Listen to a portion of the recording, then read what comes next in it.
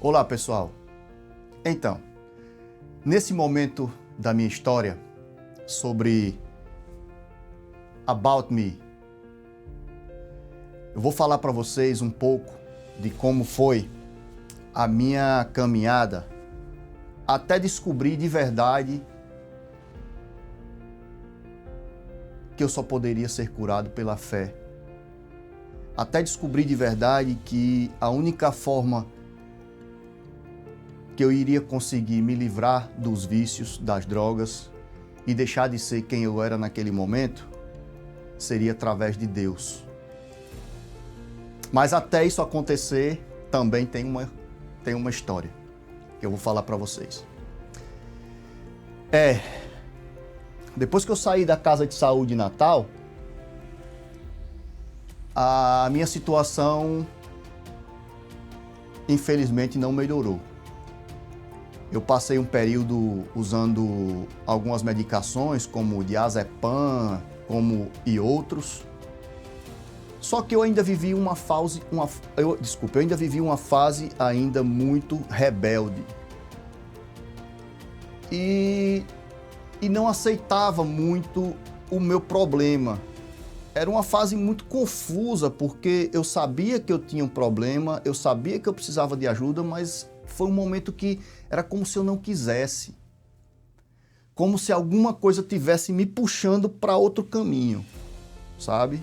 Como se alguma coisa quisesse me tirar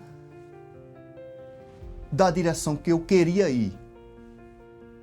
Sabe aquela história que Deus está aqui, o diabo está aqui, ele fica querendo te desviar o tempo todo e tal. E foi isso que aconteceu durante esse período.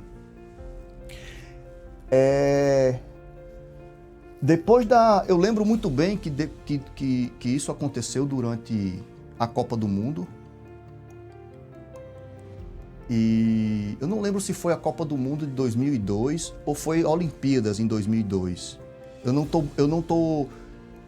tô bem certo aqui nesse momento, mas eu me lembro que pós essas competições, o meu problema se agravou muito.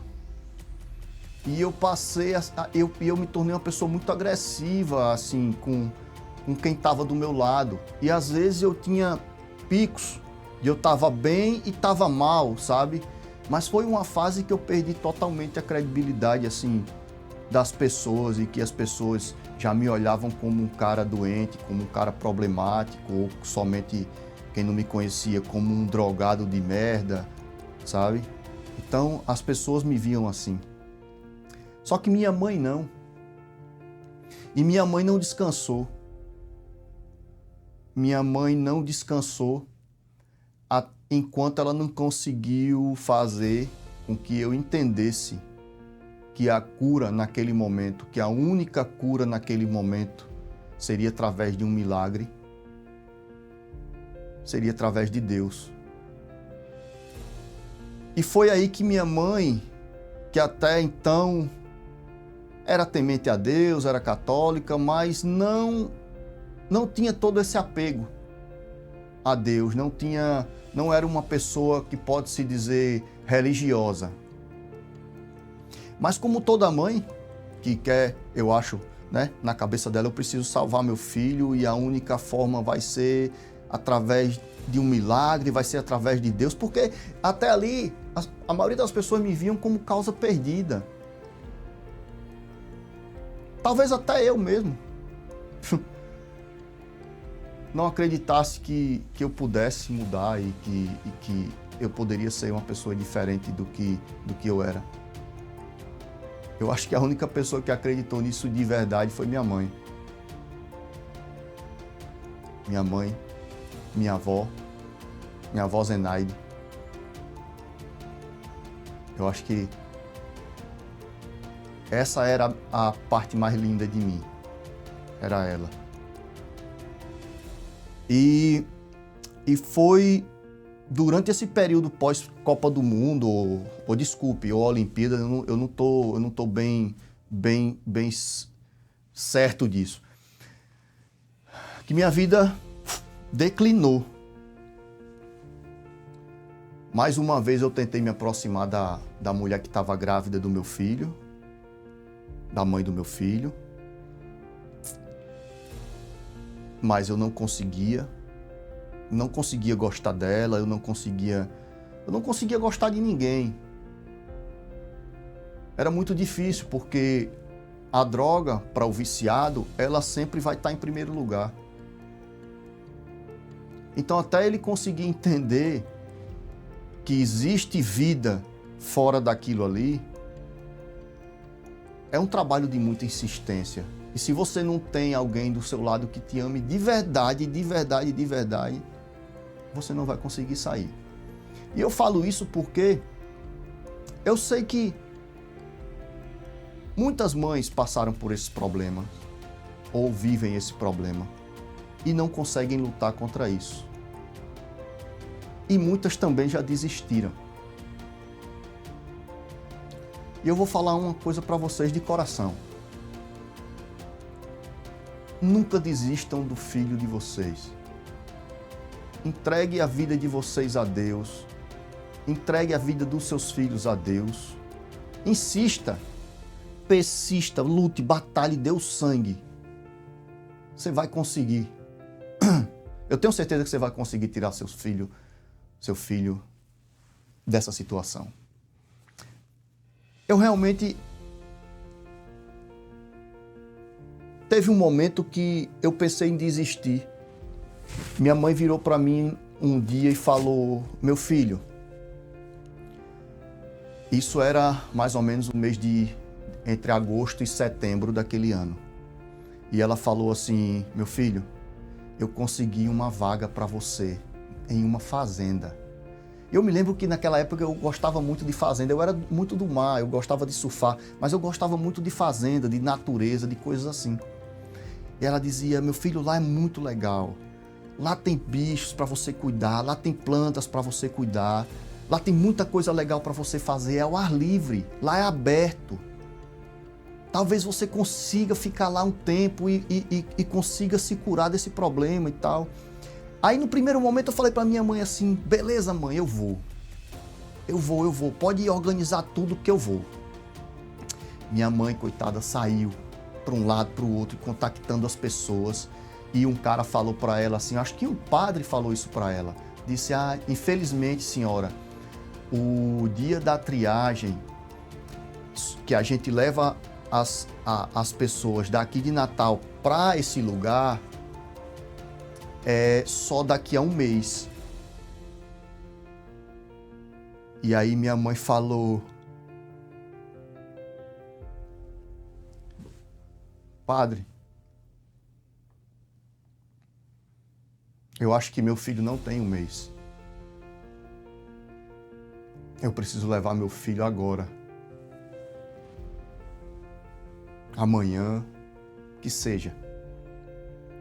E eu sei que com muita batalha, com muita força, minha mãe fez uma promessa de que se conseguisse me levar para esse lugar. Eu me lembro que minha mãe era muito vaidosa. Ela sempre pintava o cabelo. Ela gostava de tomar a cervejinha dela, gostava de se maquiar e tal. E se eu não me engano, nesse tempo ela fez uma promessa de que ela ia parar de se maquiar, ia parar de beber, ia se doar à causa. E que se ela conseguisse me tirar daquela situação, ela iria se doar à causa para tentar salvar outras vidas. E aí eu acho que quando ela começou a trabalhar isso e insistir nesse processo de tentar me levar para esse lugar,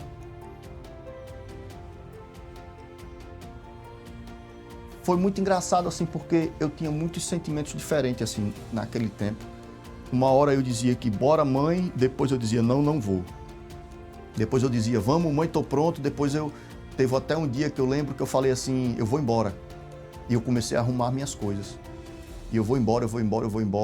E minha mãe falava: meu filho,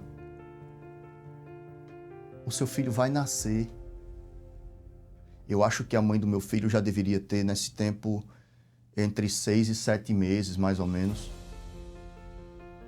Acho que ela já deveria ter uns 7 meses a 8 meses, porque... uns 7 a 8 meses. o seu filho vai nascer e ele não vai ter pai. Você quer que o seu filho nasça sem pai? É isso que você quer? Ele precisa de você. Ele precisa que você se recupere. Ele precisa do pai dele para ele poder vir a esse mundo com segurança. Você precisa se cuidar, meu filho. E minha mãe me abraçava muito e, cara, foi uma batalha. Eu sei que ela conseguiu uma vaga para me levar uma semana depois para esse lugar. Aí foi quando começou a luta dela. De tentar me manter sóbrio e me tentar manter em casa para que eu não fosse embora, para que eu não fugisse.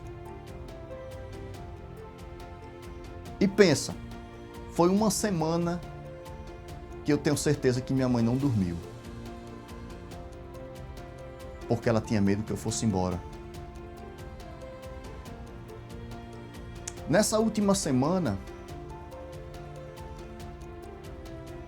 eu acho que tudo que eu poderia fazer, assim, com relação ao uso de droga. Eu usei muita droga. Usei muita droga. Mas tinha algo dentro de mim que dizia assim, essa vai ser a última vez. Então usa logo tudo agora, cara, e acabou. E vai embora. Vai mudar de vida. Sabe? Só que a dependência química, ela é muito covarde com a gente, né? Ela é muito covarde com o ser humano, né? A droga, ela é muito covarde com a gente. Ela consegue te prender de um jeito que acho que nada consegue fazer igual. Só a morte. E aí, imagina, uma semana para minha mãe conseguir me levar para esse lugar, meu pai também ali na batalha, na expectativa, meu irmão também me vigiando, minha irmã me vigiando, todo mundo com medo que eu desistisse de última hora. E lá vai aquela tensão e tal. Eu sei que, enfim, chegou o dia de conhecer o lugar que eu posso dizer hoje, sem sombra de dúvida, um dos lugares que eu fui mais feliz na minha vida. Um dos lugares que eu mais aprendi coisas na minha vida. Onde eu encontrei Deus de verdade. Onde o primeiro milagre da minha vida aconteceu. Onde Deus, eu acho que ele olhou para mim simplesmente e disse assim, esse cara é diferente. Ele tem que estar aqui. E aí eu conheci e vivi a Fazenda da Esperança, em Garanhuns, Pernambuco. Cara, imagina, minha mãe e meu pai, eles não podiam me levar até lá. Eles me deixavam numa casa na cidade de Garanhuns, onde era feita uma triagem com as pessoas que iam. Como eu tinha ido fora do período de triagem, que eles chamavam assim, eu tive que meu pai e minha mãe fazer todo esse processo, porque geralmente os pais não podiam fazer esse processo todo de ir até lá, né? Que é justamente para as pessoas não desistirem, né? Não querer voltar, não querer ficar e tal. Mas quando eu entrei naquele carro com a minha mãe e com meu pai, a caminho de Garanhuns, da Fazenda da Esperança, cara, eu acho que ali eu tive esperança de verdade, de que minha vida estava começando a mudar e de que eu seria uma nova pessoa. Eu fui para esse lugar, eu queria ficar lá um ano. A minha intenção era ficar lá um ano. E daí, quando eu cheguei na casa de triagem, tinha outras pessoas lá também, que vieram de outros lugares. E daí a gente fez aquela triagem, tudo bem, me despedi do meu pai, da minha mãe, e a gente foi para Fazenda da Esperança, numa boleia de um caminhão. A gente chama lá no Nordeste de de cagalona, né? Todo mundo, acho que eram umas 10 ou 12 pessoas, todos sentados na boleia do caminhão, assim. E aí a gente foi para a fazenda.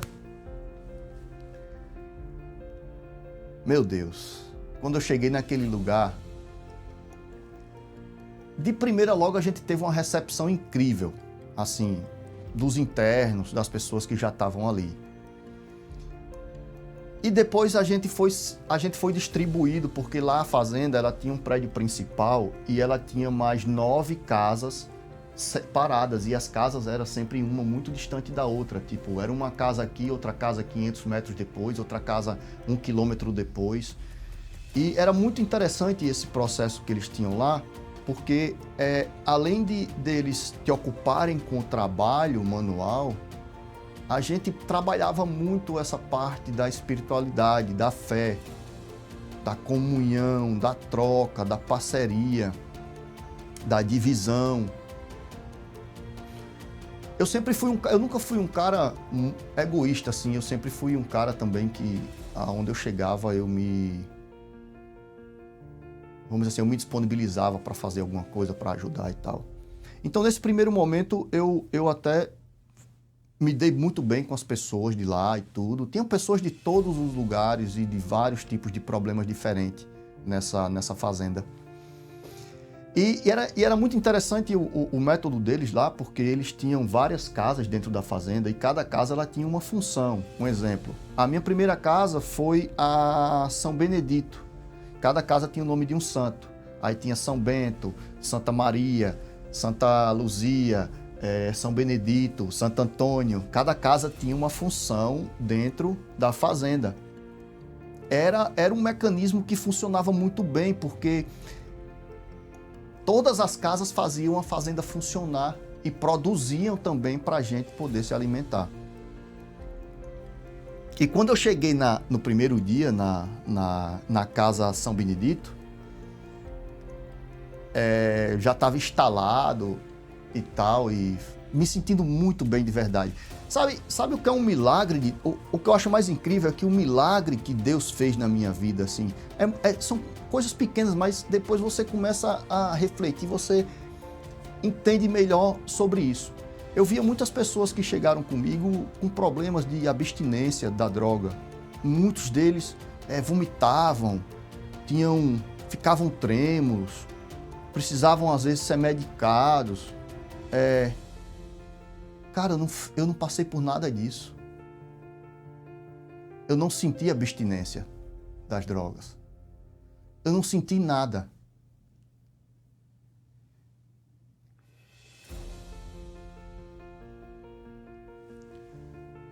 E ali eu senti que a mão de Deus ela estava sobre mim de verdade. Que era quase um milagre. Ou um milagre, aquilo está acontecendo na minha vida. Eu me lembro que eles tinham métodos lá e tal, e quando foi no outro dia de manhã, cada casa tinha um supervisor e eles falavam assim, vão se arrumar os novatos, que hoje vocês vão conversar com o psicólogo. Né? Primeiro dia aqui vocês vão conversar com um psicólogo e tal. E aí eu acordei, tomei meu banho cedinho, 5 horas da manhã, me arrumei todo para ir conversar com o psicólogo. Nessa minha casa tinha, acho que 4 ou era 5 novatos, e a casa no total tinham 12 pessoas. E aí, quando eu saio assim na varanda da casa, os psicólogos eram enxada, estrovenga, foice, carro de mão e pá. E aí eu olhei para o cara e eu falei,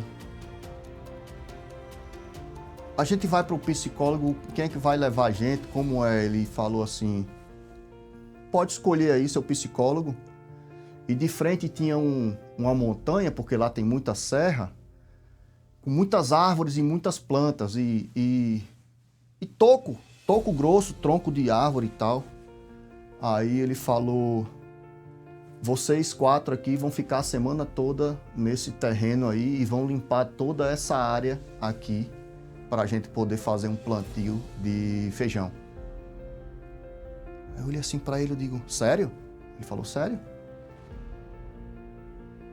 Amanhã você me fala como foi sua experiência de hoje, porque todo dia de manhã a gente tinha uma comunhão de almas, que era uma reunião entre todos da casa, que falavam como tinha sido sua experiência no dia anterior.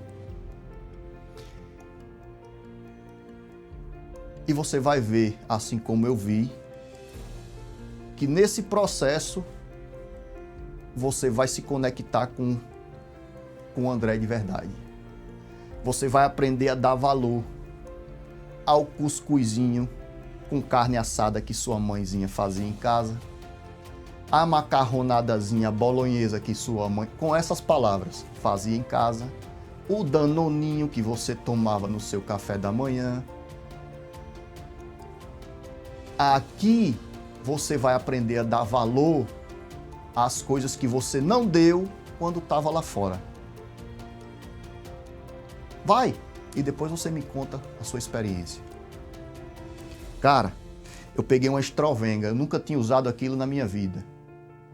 Estrovenga é um equipamento que você corta mato e fica se balançando assim e ele sai como se fosse cortando o mato bem na raizinha, ele é diferente da enxada. Mas eu achei interessante aquela ferramenta, eu disse, eu vou aqui nesse aqui. Ele sabe usar? Já usou? Eu digo, não sei, mas você me mostra como é e eu vou. Tá. Eu fui, né? O trabalho lá começava às 8, parava para almoçar às 12, voltava para o trabalho de 1 e parava depois às 5. Era um esquema de trabalho normal. Às 5 a gente parava para ir para a igreja, para ir para a missa, para orar, para rezar. Todos os dias. O nosso processo lá funcionava assim. De manhã você acordava, fazia comunhão de almas antes do café da manhã. Depois tomava o café da manhã, ia trabalhar, depois vinha almoçar, voltava para o trabalho. Era uma rotina como de uma pessoa normal que vive num lugar como esse, que é agricultor, né, que cuida da terra, que faria normalmente. Só que eles incluíam, né, sempre a oração, né, e tinha, logicamente, as regras, né. A fazenda era aberta, você podia ir embora a hora que você quisesse. Como muitos faziam, fugiam, iam embora e tal. Só que eu trabalhei muito aquele dia, cara, minha mão estourou toda. Já de tarde eu enrolava o pano na minha mão para poder trabalhar, porque eu não conseguia mais pegar no cabo da estrovenga. Cara, e aquele dia, eu acho que foi um dos dias mais longos da minha vida. Eu pensava assim, meu Deus, que merda que eu fiz da minha vida. Meu Deus do céu, o que eu tô fazendo aqui, cara? Por que, Senhor? Porque, cara, ali eu criei uma conexão com Deus forçada, vamos dizer assim. Eu fui obrigado a buscar em Deus a minha salvação. Porque naquele momento ali, só o impossível faria efeito na minha vida.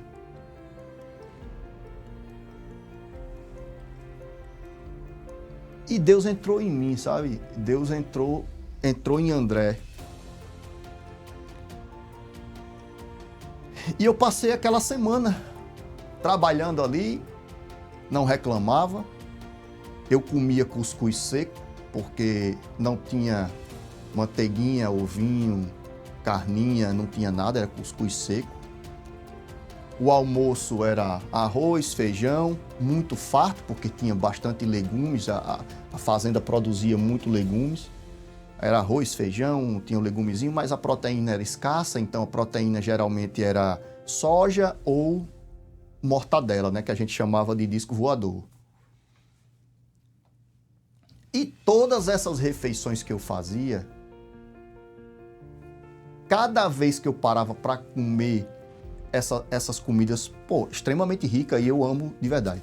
Mas aquilo que você faz todo dia fica complicado. Então, cada vez que eu parava para comer aquela mesma coisa todos os dias, eu pensava, meu Deus do céu, eu sei, Senhor, que eu preciso passar por isso e eu vou passar. Mas eu me perguntava muito por que eu fiz aquilo para estar ali. Por que eu usei droga para estar aqui? Por que eu destruí a minha família para estar aqui? Por que, sabe? É uma fase de muito porquê. Porquê e para quê, né? Por que eu fiz, para que eu fiz? Por que eu fiz, para que eu fiz, né? Porque a gente sabe que por que eu fiz isso, né? E para quê, né? No que isso me serviu, né? Para que isso me serviu, né? De nada. Então foi uma época de muita reflexão e muito encontro. E era engraçado que quando você chegava na fazenda, todo mês a sua família poderia te visitar. E você também lá, você podia ir subindo de nível na fazenda. Você chegava como triagem, que era o novato. Depois você poderia ser um coordenador, um supervisor, um anjo, que a gente chamava, o supervisor a gente chamava de o anjo da casa, né? Que é o cara que cuida da casa para as pessoas, né, que fazem café, que faz café da manhã, que organiza o almoço, que lava a louça, que organiza os quartos, que limpa a casa, que era o anjo. Não, que era o harmonia, desculpem. Esse se chamava harmonia, que cuidava da harmonia da casa. Aí tinha os supervisores e tinha os coordenadores. E depois vinha o padre, né? O padre e o bispo, Padre Luiz. Uma bênção na minha vida. E quando eu cheguei ali, que eu fiquei uma semana na roça, o meu primeiro coordenador, Fúvio, me lembro muito bem desse cara. Um cara incrível, grandão assim. Ele dizia: André, você sabe fazer as coisas de casa e tal, e cuidar de uma casa e tal? Eu falei para ele: cara, eu já morei só. Eu sou um cara que eu faço qualquer coisa e tudo. E naquele ponto ali, eu já não ia mais para a roça, eu cuidava da casa, da harmonia da casa. Então, eu era o harmonia. As pessoas me chamavam lá de João Branco. Eu era muito branco, né? Sou até hoje. Me chamavam de João Branco. Então, eu me transformei no harmonia da casa. E nessa casa, eu fiquei por 2 meses, praticamente, e eu era o harmonia da casa. Eu que cuidava da casa, eu que fazia o café da manhã do pessoal, eu que ia colher as verdurinhas na horta lá e tal, para fazer uma salada para o pessoal ali na hora do almoço, eu que cuidava da limpeza, da organização da casa e tal. Então, ali eu criei assim, essa maturidade, sabe, de aprender a cuidar das coisas e organizar melhor as coisas. Só que 1 mês e meio depois eu tive que ser transferido para outra casa, porque eu já tinha chegado ao ponto, porque lá as casas tinham as casas de triagem e depois você ia indo para umas casas que ficam mais próximo da sede, que são casas que já cuidam de outras coisas dentro da fazenda. E aí eu fui para uma casa chamada Santo Antônio. Eu cheguei nessa casa Santo Antônio e eu fui cuidar de uma horta, de uma plantação de batata doce. Que eu precisava capinar, limpar os canteirinhos de batata doce e tal. E quando eu cheguei nessa plantação de batata doce, era eu e outro rapaz, a gente limpava e lá era tinha muita duna, né? Muita montanha e tal. E tinha um córrego de água que descia um pouco mais de cima da serra e formava um pocinho assim embaixo. E lá, como a gente tinha que regar todas as plantas, durante todo o dia a gente tinha que regar os pezinhos, porque não tinha sistema de irrigação, né? Eu tive a brilhante ideia de fazer um sistema de irrigação por gravidade. Isso ia me ajudar no meu trabalho e ia me tirar, né, de estar trabalhando no sol o dia todo, porque realmente era muito cansativo. Essa horta ficava mais ou menos uns 15 minutos andando da fazenda, numa parte mais de trás assim das serras. Eu acabei ficando um tempo sozinho nessa horta, cuidando dela. Eu cavei um pouco mais esse córrego que tinha no meio assim do vale e pedi para o meu supervisor comprar uma mangueira, vários metros de mangueira de plástico, de irrigação, e fiz uma irrigação por gravidade em toda essa horta. Pessoal, vamos dar uma pausa por aqui agora. E a história é muito longa e nós vamos continuar essa história no próximo episódio. Fiquem ligados. Tem muita coisa legal que vem por aí, muita história bacana. Vocês vão gostar. Até a próxima.